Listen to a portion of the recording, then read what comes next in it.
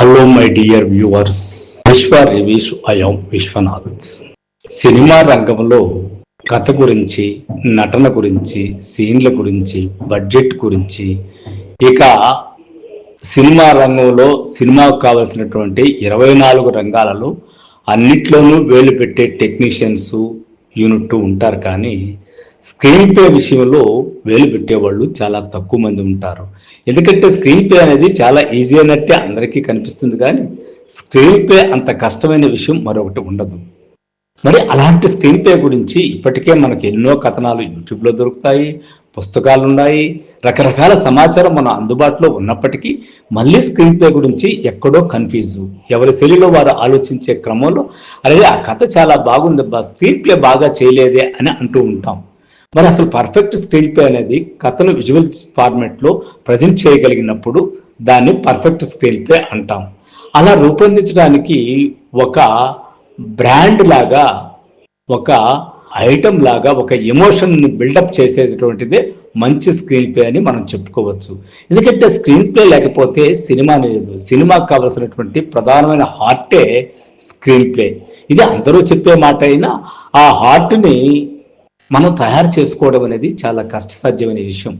ప్రేక్షకులు మనం ఆకట్టుకోవాలంటే, ప్రేక్షకుల్లోకి మనము జొరబడాలంటే, వారి ప్రేమను మనం చూరగొనాలంటే, వాళ్ళని ఆకట్టుకోవడానికి ఎమోషన్స్ని మనము బిల్డప్ చేసే విధానాన్ని పర్ఫెక్ట్గా ప్లాన్ చేసుకోవడానికి స్క్రీన్ ప్లే ఉపయోగపడినంత ఇదిగా ఇంకేది ఉపయోగపడదు. కథను బలంగా మలచడానికి దానికి మించినటువంటి ఐటమ్ ఇంకొకటి లేదు. ఎందుకంటే పర్ఫెక్ట్ స్క్రీన్ ప్లే లేక కొన్ని లక్షణాలు ఉంటాయి. నీకు ఒక కథ అనుకుంటా బలమైన కథ ఉండొచ్చు, కానీ ఆ బలమైన కథని విజువలైజ్ చేసడానికి నువ్వు రూపొందించుకునే స్క్రీన్ ప్లేని పట్టే ఆ స్ట్రాంగ్ స్టోరీ స్ట్రక్చరు జనానికి చేరుతుందా లేదో తేలిపోతుంది. అసలు దానికి సంబంధించిన స్ట్రక్చర్లో ఎన్ని రకాలు ఉంటాయి. యాక్ట్ 1 అని చెప్పుకోవాలనుకుంటే ప్రారంభం అంటే ఓపెనింగ్ సెటప్ ఎలా ఉండాలి, పాత్రల పరిచయం కానీ, నేపథ్యం స్థాపన కానీ, ప్రధాన సమస్య కానీ, వీటిని మనం ఇంట్రడక్షన్ చేసే విధానంలో కూడా ఒక్కొక్క దర్శకుడు ఒక్కో శైలి అనుసరిస్తాడు. ఆ డిఫరెంట్ శైలినే మనము స్క్రీన్ ప్లేగా కూడా అనుకోవచ్చు. ఇక నాయకుడు అంటే మెయిన్ కథకు కావాల్సినటువంటి వాళ్ళు ఎవరు? హీరో కావచ్చు, హీరోయిన్ కావచ్చు. హీరో ఓరియంటెడ్ కథను మనం అనుకుంటాము, హీరోయిన్ ఓరియంటెడ్ కథను అనుకుంటాం. ఇక్కడ మనం హీరో ఓరియంటెడ్ కథనే అనుకుందాం. నాయకుడు ఎదుర్కొనే ప్రధాన అడ్డంకులు ఎలా ఉంటాయి, వాటి ఎమోషన్స్ని టాప్ మోస్ట్కి తీసుకుపోయేటటువంటి పరిస్థితి స్క్రీన్ ప్లేలో ఎంతవరకు ఉంది, దాన్ని ఎలా వండాలి, దాన్ని ఎలా తయారు చేయాలనే దానిలో తూకం వేసినట్టుగా ఆలోచించగలిగి ప్రజెంట్ చేసుకోగలిగినటువంటి వాడు, అక్షర రూపంలోకి పెట్టగలిగినటువంటి వాడు దర్శకుడు, కథా రచయిత. ఇక మూడో సమస్య ఏమిటంటే ఆ సమస్య, అసలు కథలో సమస్య లేకుండా కథ ఉండదు కాబట్టి ఆ సమస్య ఉంటుంది. ఆ సమస్యను పరిష్కరించే దిశగా కథ నడుస్తూ ఉంటుంది. ఆ నడిచే విధానమే మనకు స్క్రీన్ ప్లే. మరి ఆ కథ పరిష్కారం, ఆ సమస్య యొక్క పరిష్కారాన్ని, ఆ యొక్క క్యారెక్టర్స్ చుట్టూ ఉండేటువంటి ఎమోషన్స్ని, వాళ్ళ పరిపక్వతని, వాళ్ళ ఎండింగ్ స్టేజ్ని మనం ఎలా చూపగలుగుతున్నాము. ఇంతకుముందు ఎన్నో సినిమాలు ఉన్నప్పటికీ మనం చూపించే సినిమాలో ఏ స్పెషాలిటీ ఉంది అనే సంగతిని మనము అడుగడుగునా ప్రజెంట్ చేయగలిగేటువంటి ఫ్రెష్నెస్ ఉండటాన్ని మనము క్లైమాక్స్ దాకా తీసుకెళ్ళగలిగితే అదే ఉత్తమ స్క్రీన్ ప్లే అవుతుంది. ఇక క్యారెక్టర్స్ ఏదో ఆకాశం నుంచి ఊడిపడినట్టు కాదు, ఇవే జానపద కథలు కాదు, పురాణ పాత్రలు కాదు, సోషల్ ఫార్మాట్లో ఎక్కువ భాగం నడుస్తున్న సినిమాలు కాబట్టి ఆ క్యారెక్టర్ చూస్తే అరే మన ఇరుగువాడిలాగా ఉండాడే, మన పొరుగువాడిలాగా ఉండాడే, మన స్నేహితుల్లాగా ఉండాడే, మన ఇంట్లో వాడిలాగా ఉండాడే అనిపించాలి. అంటే నమ్మదగిన క్యారెక్టర్స్గా ఉండాలి. ప్రతి క్యారెక్టర్కి స్పష్టమైనటువంటి లక్షణం ఉంటుంది, లక్ష్యాలు ఉంటాయి. అంటే ఆ పాత్రకు సంబంధించిన ఒక ఐడియా ఉంటుంది. అదేవిధంగా అతను సాధించదలుచుకున్నది ఈ కథలో అతను ప్రయాణించి క్లైమాక్స్కి వెళ్ళే లోపల అతను ఏమనుకున్నాడు, ఏమి సాధించాలనుకున్నాడు, ఎలా సాధిస్తాడు, అంటే ఎలా సాధిస్తాడు అని చెప్పే విషయం మళ్ళీ స్క్రీన్ ప్లే అనుకోవచ్చు. ఇక అతను ఆ నాయకుడు కదా, హీరోగా కథను నడిపించేవాడు కదా, ఆడికి ఒక స్పష్టమైనటువంటి అవగాహన ఖచ్చితంగా ఉండాలి. అతడు ఎలా మారుతాడనే అంశం కూడా కీలకం. ఎందుకంటే ఇంటర్వెల్కి ముందు అతను ఒక ఐడియాలజీతో ఉంటాడు. ఇంటర్వెల్ తర్వాత తను ఏమైతే అనుకున్నాడు, ఏ లక్ష్యం అయితే చేరాలనుకున్నాడు, దానికి అనుగుణంగా తనని మార్చుకోవడానికి ప్రిపేర్ అవుతాడు. తన చుట్టుపక్కల ఉండే ప్రాంతాలను కూడా ప్రభావితం చేస్తాడు. అంటే కాంటాక్ట్లకు తీసుకుంటాడు.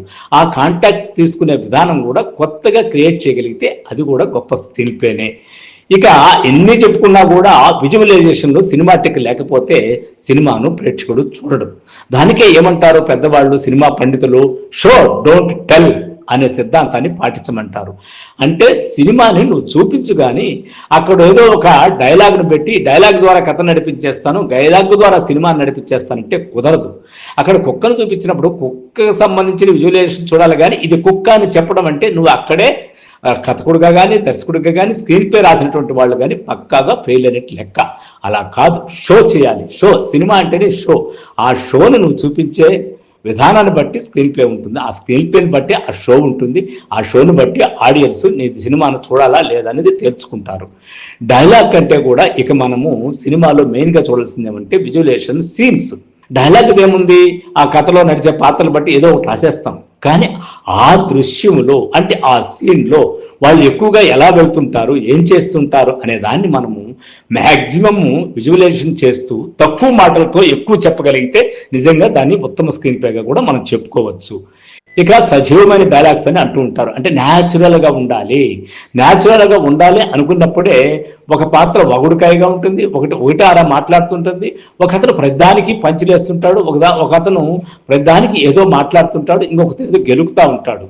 కథలో పాత్రల్లో నారదులు ఉంటారు, దేవుళ్ళు ఉంటారు, అదేవిధంగా రకరకాల పాత్రలు జీవితంలో ఎంతమంది అయితే ఉన్నారో అన్నీ కూడా ఆ దానిలో ఉండేటప్పుడు వారు మాట్లాడే విధానము, వాళ్ళ మాడ్యులేషను, వాళ్ళ న్యాచురల్గా వాళ్ళ సమాజంలో ఉండే తీరుతెన్నులను మనం ఆ కథలో కానీ ఆ మాటలో కానీ చెప్పగలగడం అనేది చాలా ఇంపార్టెంట్.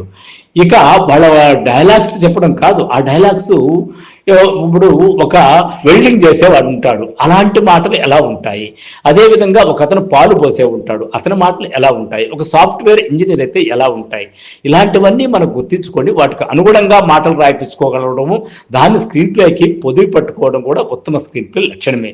ఒప్పించినట్టుగా మధురంగా అవసరమైతే పంచులతో కూడినటువంటి మాటలు ఉండి తీరాలి. ఉండినప్పుడే స్క్రీన్ ప్లేకి ఒక బలం వస్తుంది.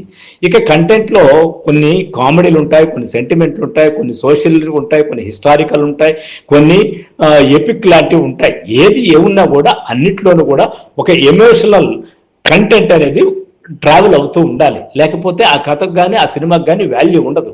ఆ ఎమోషన్ ట్రావెల్ అయ్యే విధానాన్ని మనం రూపొందించుకోవడంలో స్క్రీన్ ప్లే చాలా ప్రధాన పాత్ర వహిస్తుంది. ఇక ఇన్ని చేసేది ఎవరి కోసము, ప్రేక్షకుడి కోసం. ఆ ప్రేక్షకుడికి మన క్యారెక్టర్ల పట్ల ఎలాంటి అనుభూతి కలగాలి అంటే ఆ పాత్రలు అంటే ఆ క్యారెక్టర్స్ ప్రేక్షకుడికి తన ఫ్రెండ్ లాగా, తన ప్రియురాల్లాగా, తన భార్యలాగా, తన అన్నలాగా, తన చెల్లిలాగా, తన ఇరుగు పొరుగులాగా, తనలో ఒక్కడిలాగా కనిపించేటటువంటి సహజత్వాన్ని మనం కలిగి ఉండేటట్టుగా ఆ పాత్ర రూపకల్పన చేస్తూ వాటి ఎమోషన్స్ ని స్క్రీన్ ప్లేలో ఆ విజువలైజేషన్ కి మనం చక్కగా వాడుకోగలిగితే అది కూడా నెంబర్ 1 స్క్రీన్ ప్లే అవుతుంది. ఇందులో హై స్థాయికి పోయినటువంటి సీన్లు ఉంటాయి, లో స్థాయికి పోయినటువంటి సీన్లు ఉంటాయి. అంటే కష్టాలు, నష్టాలు, బాధలు, సంతోషాలు, దుఃఖాలు అన్ని రకాలు ఉంటాయి. కష్టం వచ్చినప్పుడు ఎలా డౌన్ అవుతుంది, హాయిగా సంతోషంగా ఉన్నప్పుడు సీన్ ఎలా హై అవుతుంది, వీటి మధ్యలో కాన్ఫ్లిక్ట్ వచ్చినప్పుడు సీన్ ఎలా పండుతుంది, వీటన్నిటిని బ్యాలెన్స్ చేసుకోగలిగి కథను దాదాపు 70-80 సీన్ల వరకు నడపగలిగినటువంటి స్క్రీన్ ప్లేనే సక్సెస్ఫుల్ ఫార్ములా. ఈ విధంగా ఉన్నప్పుడు ఇంత ఉండేప్పుడు ఎంత స్క్రీన్ ప్లే రాసినప్పుడు కూడా ఆ కథలో ఒక కాన్ఫ్లిక్ట్ లేకపోతే ఆ స్క్రీన్ ప్లే తేలిపోతుంది. కాబట్టి ఖచ్చితంగా స్టోరీలో ఒక కాన్ఫ్లిక్ట్ ఉండి తీరాలి. ఆ కాన్ఫ్లిక్ట్ కూడా ఇంతవరకు వచ్చినటువంటి కాన్ఫ్లిక్టే అయినప్పటికీ దాన్ని ఇదివరలో పరిష్కరించినట్టు కాకుండా తను దర్శకుడిగా కొత్తగా ఏ విధంగా దానికి సొల్యూషన్ వెతకతాడు అనే దాన్ని చూపించడమే స్క్రీన్ ప్లే. కాబట్టి సో ఫ్రెండ్స్, ఈ స్క్రీన్ ప్లే అనేది ఎవరి దారిలో వారు చేసినప్పటికీ అంతిమంగా ఆడియన్స్ని థియేటర్కు రప్పించడము, ఆడియన్స్కి ఫ్రెష్ ఫీలింగ్ కల్పించడము, అనుభూతిని కల్పించడం, గొప్పగా ఉంది సినిమా అని చెప్పడానికి లోపల బంగారు పూత లాంటి స్క్రీన్ ప్లే ఉంటే సినిమా అక్కడే సక్సెస్. మరి ఆ స్క్రీన్ ప్లే బాగుందో లేదో అనేది మనం ఈజీగా చెప్పేయడం కాదు. సినిమా తెరకొచ్చినప్పుడే ఆ స్క్రీన్ ప్లే బాగుందా లేదా రివ్యూ చెప్తాడు, ప్రేక్షకుడు చెప్తాడు. ఏదేమైనా స్క్రీన్ ప్లే అనేది కథకు ప్రాణవాయువు లాంటిది, ప్రాణం లాంటిది అని చెప్పి తీరాలి. సో ఫ్రెండ్స్, స్క్రీన్ ప్లే గురించి ఇప్పటి వరకు నేను చెప్పిన విషయాలు ఇంతవరకు చెప్పిన వాళ్ళు ఎట్లా ఉన్నప్పటికీ నా ధోరణిలో నేను చెప్పినాను కాబట్టి దానికి సంబంధించి పూర్తి అవగాహన మీకు వచ్చిందనే భావిస్తూ మా విశ్వ రివ్యూ ఛానల్ని సబ్స్క్రైబ్ చేసుకోవాలని, లైక్ చేయాలని, షేర్ చేయాలని. Thank you. I am Vishwanath.